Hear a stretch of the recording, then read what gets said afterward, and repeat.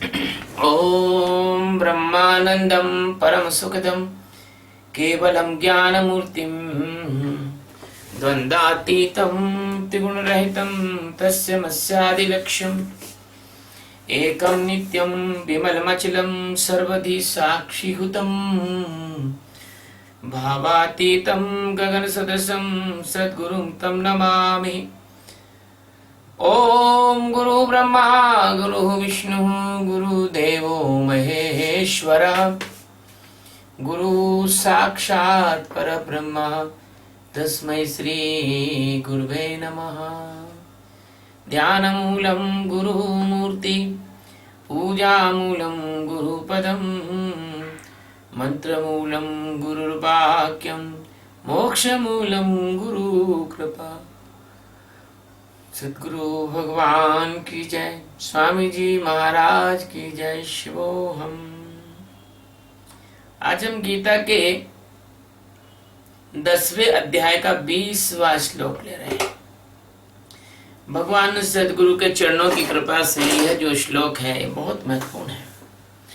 अहमात्मा गुणाकेशः सर्वभूताशय स्थितः अहमादित्यस्य मध्यम च भूतानामन्त एव च अहम आत्मा गुणाकेशः सर्वभूताशय स्थितः अहम आदि च मध्यम च भूतानाम अंत एव च। गुणाकेशः है अर्जुन, अहम यानी मैं, सर्वभूताशय सभी भूतों में स्थित, सभी भूतों के आकाश में, आत्मा सबका आत्मा हूं, आदि यानी प्रारंभ, मध्य यानी बीच में, च और अंत यानी अंत में, च यानी भी, अहम यानी मैं, एव यानी ही हूं, अस्ति यानी अस्मि यानी हूं। हे अर्जुन, मैं सब भूतों के अंदर स्थित सबका आत्मा हूं तथा संपूर्ण भूतों का आदि मध्य और अंत भी मैं ही हूं। बात तो बिल्कुल सीधी सादी है, लेकिन भगवान सद्गुरु सच्चिदानंद परमात्मा, भगवान श्री कृष्ण जो अनंत अनंत कोटि आकाश गंगाओं के एकमात्र आधार और अधिष्ठान है,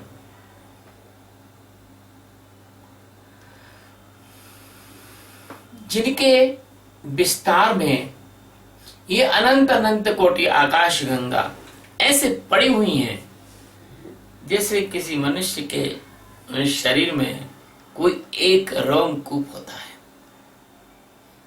अब आप सोच सकते हैं, विचार सकते हैं कि भगवान के एक रोमकूप में ये समस्त आकाश गंगाएं पड़ी हुई हैं। भगवान कितने विशद होंगे, विशाल होंगे। और जब भगवान की विभूतियों के बारे में चर्चा हो रही है तो भगवान ने पहला शब्द क्या कहा है? अहम आत्मा। ये आपके अंदर जो अहम है, आपके अंदर जो मैं है, वह आपकी आत्मा है। गधे लोग, अज्ञानी लोग मैं को अहंकार कहते हैं, लेकिन उनको ये नहीं मालूम कि कोई भी आदमी मैं अहंकार कभी नहीं कहता। व्यक्ति यही कहता है मेरा अहंकार, मेरा मन, मेरी बुद्धि। तो भगवान के विभूति के बारे में भगवान ने अर्जुन से जब 19वें श्लोक में कहा कि अर्जुन मैं तुझे प्रधानता से अपने बारे में बताऊंगा, विभूति के बारे में बताऊंगा, तो सबसे पहला शब्द भगवान ने विभूति वर्णन में आत्मा को लिया है। भगवान ने कहा अहम आत्मा, अर्जुन मैं आत्मा हूं। बोलो, अब आत्मा हूं ये भगवान कह रहे हैं और ये कोई सद्गुरु कहता है तो ये शैतान लोग हम सद्गुरु को अहंकारी कहते हैं। अरे भैया, जो आत्मा ज्ञान में जाग गया वो यही तो कहना मैं आत्मा हूं। कोई कलेक्टर बन गया, IAS का एग्जाम दे दिया, उसकी पोस्टिंग हो गई, किसी जिले का कलेक्टर है, कोई पूछेगा आप कौन, तो वो कहेगा मैं कलेक्टर फलाना, मेरा नाम ये और मैं वहां फलानी जगह कलेक्टर हूं। वो ये तो नहीं कहेगा ना कि भैया, लोग कहेंगे कि अहंकार हो गया, तो वो ये तो नहीं कहेगा ना कि भैया मेरा नाम राजेंद्र कुमार है और मैं साहब कलेक्टर नहीं हूं। ये तो नहीं कहेगा ना कि मैं कलेक्टर नहीं हूं, लोगों को दिखाने के लिए कि भैया लोग मुझे अहंकारी ना कहे। तो आत्मज्ञानी क्यों कहेगा भैया कि वो आत्मा नहीं है? सीधी सीधी सी बात है। तुम आत्मा में जग जाओ, तुम कहोगे आत्मा हूं मैं। तुम आत्मा में जग जाओ, तुम कहोगे मैं ब्रह्म हूं, आओ मेरे पास, मैं ब्रह्म ज्ञान करा सकता हूं। तुम आत्मा में जग जाओ तो तुम कहोगे आओ मैं जन्म मरण से मुक्त करा सकता हूं। और तुम हंसते हो ही करके, तुम सोचते हो कि अरे ये तो दे रहा है बत्ती मिला के, क्योंकि तुम खुद मिथ्या से भरे हुए हो। तुम खुद, आंखें तुम्हारी अंधकार में हैं, तुम खुद नींद में हो, इसलिए तुम्हारी नींद नहीं टूटी है, इसलिए तुम जागे हुए आदमी के बारे में जानते नहीं हो और जानना भी नहीं सकते हो, और जानना भी नहीं चाहिए और जान भी नहीं सकते हो। क्योंकि आत्मा का होना भगवान की सबसे बड़ी विभूति है। आत्मा का होना परमात्मा की सबसे बड़ी मौजूदगी है। इससे बड़ी कोई मौजूदगी नहीं, इससे सूक्ष्म कोई मौजूदगी नहीं, इससे अंतिम कोई सत्य नहीं। इसको जानने के बाद कुछ जानना नहीं। इसलिए भगवान ने अर्जुन के पूछने पर सबसे पहले यही शब्द उपयोग में लाया, अहम आत्मा। अर्जुन मैं आत्मा हूं। अब क्या कहा भगवान ने आगे, ये भी देख लो। वैसे तो और भी बात करना है आत्मा के बारे में, क्योंकि आत्मा ही एक ऐसा तत्व है, आत्मा ही एक ऐसी मौजूदगी है, आत्मा ही एक ऐसा जादू है, आत्मा ही ऐसी चेतना है, आत्मा ही ऐसा तल है, आत्मा ही ऐसा आधार है, आत्मा ही एक ऐसा अधिष्ठान है, आत्मा ही एक ऐसा कारण है, आत्मा ही ऐसा बीज है जिसके कारण आप संपूर्ण सत्य और असत्य को जान सकते हो। आत्मा नहीं होगा तो सारा जगत आधारहीन होगा, जगत का अस्तित्व नहीं हो सकता। जैसे आकाश के बिना मकान कहां बनाओगे, धरती के बिना नींव कहां खोदोगे, ऐसे आत्मा के बिना जगत होना संभव नहीं है। तो भगवान अगला शब्द करें गुड़ाकेशा। ये गुड़ाकेशा शब्द बड़ा गहरा है। गुड़ा मतलब नींद को कहते हैं, और गुड़ाकेश का मतलब होता है जो नींद को जीत ले। अब नींद को जीतने का मतलब तो ऐसा नहीं है, उल्लू भी नींद को जीत लेते हैं, रात में सोते नहीं। उल्लू भी नींद को जीत लेते हैं, और जिन लोगों को तनाव हो जाता है उनको नींद ही नहीं आती। मुझे एक व्यक्ति मिला था आज से 35 साल पहले, उसका नाम नगाइच था, नगाइच नाम था उसका। उस नगाइच की यह विशेषता थी कि उसको 12 वर्ष से नींद नहीं आई थी, लेकिन वो मांस भी खाता था, अंडे भी खाता था, शराब भी पीता था और व्यभिचारी भी था, और उसको नींद नहीं आई थी 12 साल से। तो इससे सिद्ध हुआ कि नींद अकेली जीत लेने से परमात्मा मिलता नहीं, और भगवान किसी और नींद की बात कर रहे हैं। ऐसे कई मनुष्य हैं इस दुनिया में जिनको नींद ही नहीं आती है। मेरे एक नहीं और भी कई मिले मुझे जिनको नींद ही नहीं आती है, नींद की गोली खाके भी नींद नहीं आती है। इतने तनावग्रस्त, दिमाग का सिस्टम खराब हो गया उनके। जहां दिमाग को आराम लेना था वो आराम नहीं ले पाते हैं। जैसे कंप्यूटर से काम बंद कर दो, 10-15 मिनट बाद वो स्लीप में चला जाता है, लेकिन उनके दिमाग का कंप्यूटर तो वर्किंग ही करता रहता है, स्लीप में जाता ही नहीं है। पावर सेविंग है ही नहीं है वो। नींद पावर सेविंग है। लेकिन भगवान जिस नींद की जीतने की बात कर रहे हैं वो नींद अलग है, वो अज्ञान की नींद है। जिसने अपनी अज्ञान की नींद को जीत लिया। रामचरितमानस में कहा, मोह निशा सब सोबनहारा, देखें स्वप्न अनेक प्रकारा। गीता में कहा, या निशा सर्वभूतानां तस्यात् जागति संयमी। जैसे सपना नींद का ऐसा है संसार। तो इस नींद को, अज्ञान की नींद को चूंकि अर्जुन जीत रहा है, जीत ही लिया लगभग। अरे अज्ञान की नींद ना जीतता तो सदगुरु जैसे कृष्ण कैसे मिलते और कैसे ज्ञान इतनी बात करते। जैसे कोई आदमी हवाई जहाज का टिकट करा के और प्लेन में बैठ गया और प्लेन ने टेक ऑफ ले लिया, ऊपर की तरफ उड़ गया, तब तो निश्चित है ना कि अब वो आदमी जहां प्लेन जा रहा है वहां पहुंचेगा। ये तुम्हारी बातें हो सकती हैं कि हाईजैक और ये वो, ऐसा नहीं है। सामान्यतः जो फ्लाइट है वहां टाइम से पहुंच जाएगी। ऐसे ही सदगुरु की फ्लाइट में जो आदमी बैठ गया और सदगुरु की दीक्षा लेकर जो सदगुरु ने जो ध्यान इत्यादि सिखाया वो ईमानदारी से चुपचाप कर रहा है, बिना किसी लड़ाई भिड़ाई के, बिना किसी बात के अच्छे से कर रहा है, वो आदमी अवश्य पहुंच जाएगा। वो आदमी जरूर पहुंच जाएगा। तो भगवान कहते हैं कि गुड़ाकेशा, अर्जुन तू निद्रा को जीत रहा है, इसलिए मैं तेरे को गुड़ाकेशा कह रहा हूं, क्योंकि अज्ञान की नींद अब तेरी जाएगी और जा रही है। और भगवान अब क्या कहते हैं कि अहम आत्मा, मैं आत्मा हूं, लेकिन कैसे हूं? आत्मा तो सब जगह हूं मैं। तो अगर तुम यहां देखो तो यहां भी आत्मा है, सूरज के वहां जाओ वहां भी आत्मा मिलेगी, और तुम अनंत आकाश गंगा में चले जाओ वहां भी आत्मा मिलेगी। आत्मा एक ऐसा कूटस्थ तत्व है जो हर जगह व्याप्त है। भले आकाश नहीं मिलेगा लेकिन आत्मा मिल जाएगी, भले एटमॉस्फेयर नहीं मिलेगा, वायुमंडल नहीं मिलेगा, लेकिन आत्मा मिलेगी। तो सर्वभूताशय स्थिता, मैं कहा हूं? भूत आशय, आशय का मतलब कोई वेसिल मत समझ लेना।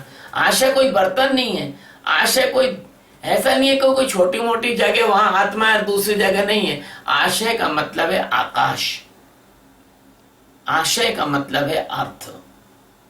सभी भूतों के अर्थ में, सभी भूतों के आकाश में, सभी भूतों का होना मेरी आत्मा के होने के कारण है। इसलिए भगवान जो आशय का शब्द है वो बड़ा व्यापक है, वो कोई जगह खाली जगह नहीं है, वो समस्त आकाश जो है। और जहां आकाश ना हो ईथर है, जहां अंतरिक्ष है, वहां भी आशय का मतलब है जहां जहां खाली जगह हो और ना भी हो तो आत्मा के लिए तो सब खाली है। आत्मा के लिए तो सब खाली है।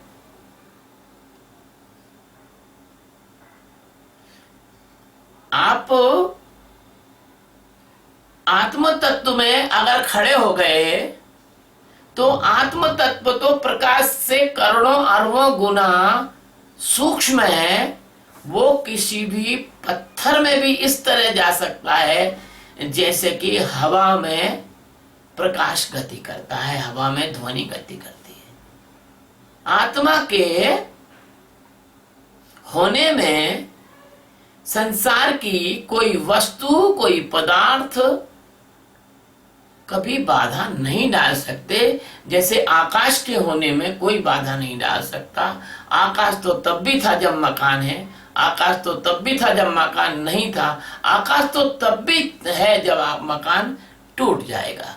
भूत में भी है, भविष्य में भी है, वर्तमान में भी है। इसलिए भगवान कहते हैं कि अर्जुन मैं सभी के भूताशय में स्थित हूं, यानी मैं ऐसी कोई भूत के अंदर, यह भूत शब्द बड़ा अलग है, इसको भूत प्रेत से मत ले लेना। जीवात्मा को भूत कहते हैं, चींटी भी भूत है, हाथी भी भूत है, तुम भी भूत हो। भूत मतलब जीव। तो जितने भी जीवात्मा हैं सब भूत हैं और सब में परमात्मा स्थित है। और भगवान भूत इसलिए कह रहे हैं कि तुम उसको समझ सकते हो। भगवान अभी तुम्हारी ये विषय नहीं है, आउट ऑफ सब्जेक्ट हो जाएगा यदि भगवान कह देंगे कि मैं पत्थर में हूं आत्मा पत्थर में भी है, लेकिन भगवान अभी नहीं बोल रहे। क्यों? कि वो तुम्हारा असंगति है, आउट ऑफ कोर्स है वो, अभी तुम उससे जानोगे नहीं उसको। इसलिए अहमादित्य से मध्यस्य। अब भगवान कहते हैं कि मैं सबका आदि हूं, या अहम, मैं सबका आदि हूं। क्यों? कि आत्मा ही हुई, आत्मा ही सबका आदि है। यदि आत्मा नहीं हो तो किसी का ओरिजिन या किसी की उत्पत्ति या किसी का होना हो ही नहीं सकता। इसलिए भगवान कहते हैं कि आत्मज्ञान जिसने प्राप्त कर लिया, अब उसको कुछ भी प्राप्त करने की जरूरत नहीं है। आत्मा को जिसने जान लिया, अब उसको कुछ भी जानने की जरूरत नहीं है। आत्मा में जो खड़ा हो गया, अब उसको कोई यात्रा करने की जरूरत नहीं है। आत्मा में जो जीने लगा, अब उसका जीवन सर्वोच्च जीवन है। आत्मा में जो ठहर गया, समझो अब वो जन्म मरण में नहीं जा सकता। तो भगवान कहते हैं अहम आदित्य, मैं अहम आदित्य, मैं आदि हूं, मैं प्रारंभ हूं। यह आत्मा ही प्रारंभ है सारे जगत की। च यानी और, मध्यम, जहां तुम जी रहे हो या और भी जगत जिएगा। जब सृष्टि की उत्पत्ति, फिर उसकी उस सृष्टि का जो है आगे की तरफ चलना, फिर वो संतति पैदा होना, दादा का बच्चा, पोता पोता का बच्चा, धोता धोता का बच्चा, झोता, सब जो पैदा हो रहे हैं, मर रहे हैं, वो सब मध्य है। और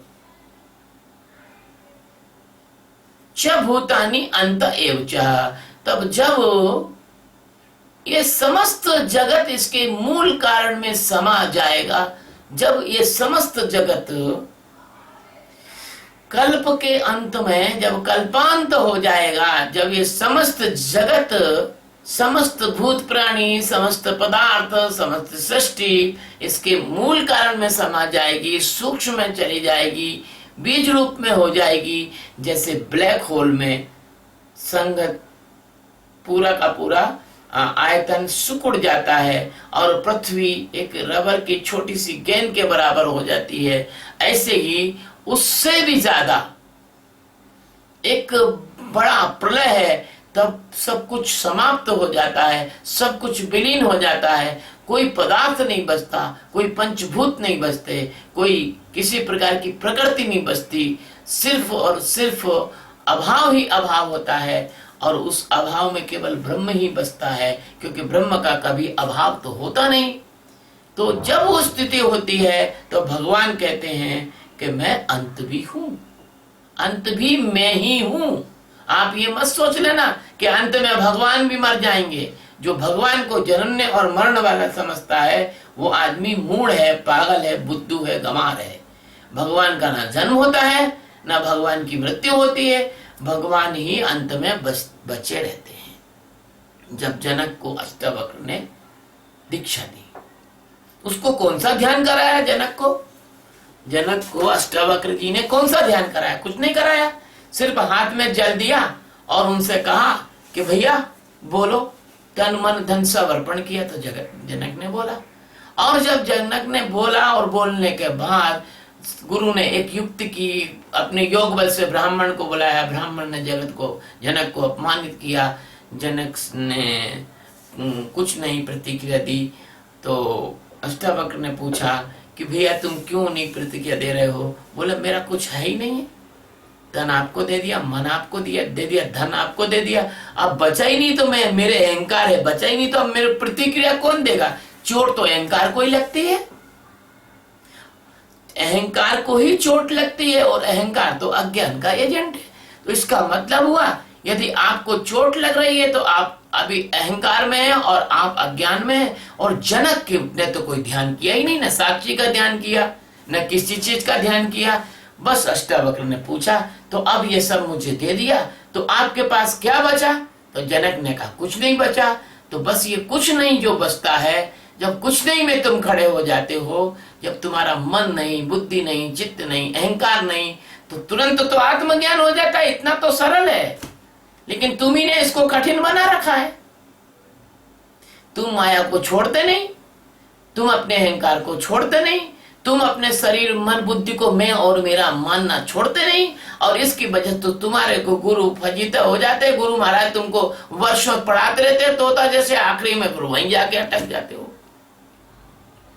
मैंने एक बात साफ बोल देना है, जो व्यक्ति अगर अपना मनमुखी होगा और साक्षी का ध्यान नहीं करेगा और मन की सुनेगा, गुरु की नहीं सुनेगा, और उसका मन गुरु बनकर ही गुरु महाराज के विषय में उसके मन में शंका कुशंका आएंगी, वो समझ लो वो व्यक्ति अभी गुरु का शिष्य ही नहीं बना है। उसने गुरु के को अपना तन मन धन कुछ भी अर्पण नहीं किया है। वो परमात्मा सच्चिदानंद में भला कैसे खड़ा होगा? क्योंकि उसका मन अभी उसका गुरु बना हुआ है, उसकी बुद्धि अभी उसको नचा रही है, उसका चित्त इतना डामाडोल है कि वो अपने गुरु की बात नहीं सुन के मन बुद्धि चित्त की बात सुन रहा है। वो अहंकार से इतना भरा हुआ है कि वो गुरु की किसी बात को बुरा मान जाता है, गुरु से नाराज हो जाता है, गुरु के प्रति नकारात्मक सोचने लग जाता है, गुरु से रूठ जाता है, गुरु को छोड़ के भागने लग जाता है, अपनी अपनी मन की मर्जी चलाने लग जाता है। तो इसको भगवान ने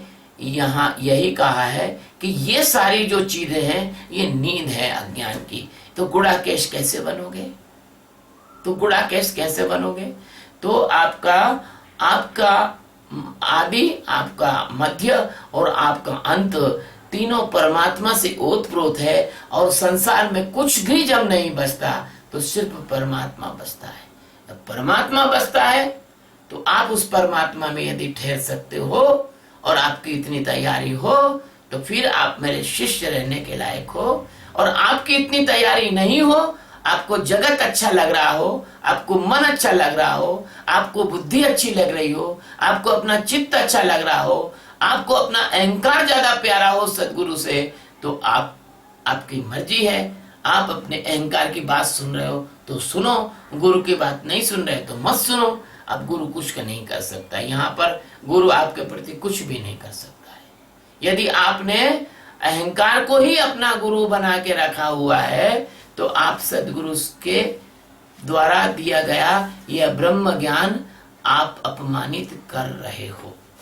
इसलिए भगवान सदगुरु अर्जुन को इस श्लोक में बस यही समझा रहे हैं कि अर्जुन मैं आत्मा हूं और तू अब इस नींद से जाग रहा है और मैं सब भूतों में इतना सूक्ष्म रूप से व्याप्त हूं।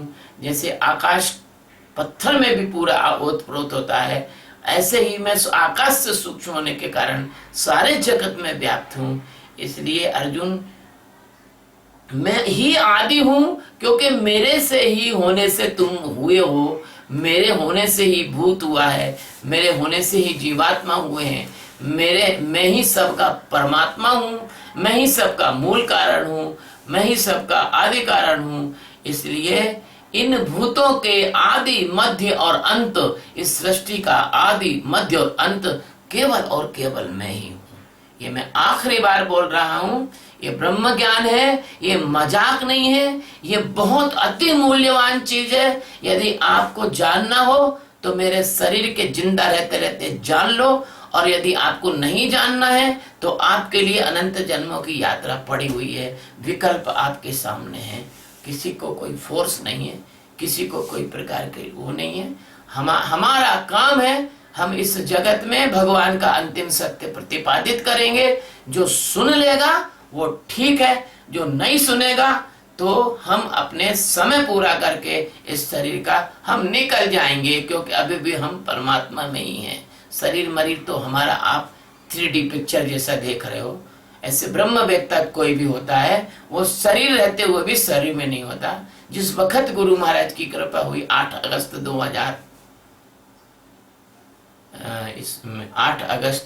2002 में, उसी 2002 के 8 अगस्त में ही सुबह 7:40 पर हम इस देह से निकल चुके हैं। हमें आप हमारे शिष्य बनो या ध्यान करो या नहीं करो, या सीखो या नहीं सीखो, हम कुछ नहीं कर सकते। आपको सीखना है, आपको पार होना है, आप सीखो। और हमारा इतना काम है, हमारा कर्तव्य है कि हम ये प्रवचन के माध्यम से, गीता के माध्यम से इस सत्य को आपके सामने रख रहे हैं, प्रस्तुत कर रहे हैं। आप इस सत्य को मानो तो आपकी मर्जी, ना मानो तो आपको मर्जी। हमारा कोई अचार नहीं सड़ रहा है कि हम फटाफट इसको बेचें, और ना हमें आपसे पैसा कौड़ी दान दक्षिणा चाहिए। हमको आपसे कुछ नहीं चाहिए। हाथ जोड़ते हैं, भैया हमें कुछ मत दो, हमें नहीं चाहिए। हम हमारे खुद की भोजन की रहने की व्यवस्था हम कर लेते हैं। हमको कुछ नहीं चाहिए आपसे, हमको तो सिर्फ इतना चाहिए कि आपको परमात्मा को पाना है, आत्मज्ञान पाना है, तो आप आत्मज्ञान पाना हो तो पालो, और यही हमारे गुरु महाराज की सेवा है। और आपको नहीं पाना है तो मेरे जीवन में मैं एक दो को भी आत्मज्ञान कराऊंगा तो मुझे कोई कचोटना नहीं होगी, और किसी को भी नहीं कराऊंगा तो भी कचोटना नहीं होगी। मैं कोई मन बुद्धि में नहीं जी रहा हूं कि मेरे को तो सब भैया परीक्षा में पास होना है, इतने नंबर लाना है। हाँ, स्पष्ट बात है, साफ बात है। अपने को भगवान श्री कृष्ण के गीता के इन सूत्रों के माध्यम से मैं आपको झकझोड़ रहा हूं। आपकी नींद खुल जाए तो ठीक है, और नई नींद खुली तो भैया अपनी जब गाड़ी का टाइम हो जाएगा तो अपन तो ये स्थूल शरीर जो है आपका, जिसका प्रकृति का, उसको दे के निकल जाएंगे, है ना। और भैया आपका प्रेम भी आपको ही मुबारक हो, और आपकी घृणा भी आपको ही मुबारक हो। सतगुरु भगवान की जय, स्वामी जी महाराज की जय। शिव शिव।